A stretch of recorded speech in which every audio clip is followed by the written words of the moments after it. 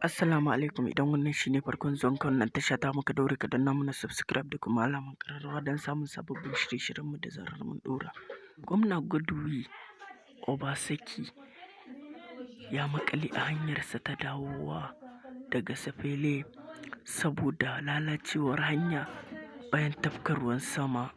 Gwamnan ya maƙale ne bayan tafkar ruwan sama kamar da bakin ƙwarya. Birnin Benin ta jawo ambaliya ta jihar. Wata sanarwa gwamnan ya ce ba za su gyara hanyoyin ba saboda gwamnati tarayya ta ba da kwangilar gyara su.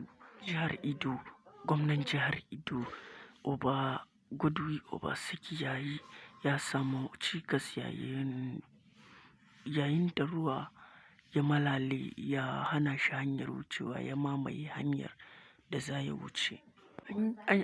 Ambaliyar ruwa ya afku ne a hanyar Sapele a jihar Birnin Benin a jihar bayan ambaliyar ruwan da aka yi kamar da bakin ƙwarya. Ku ci gaba da ba mu haɗin kai masu sauraro da Allah a daure a danna mana subscribe da kuma alamar ƙararrawa domin samun rahotanninmu a duk lokacin da muka sake su.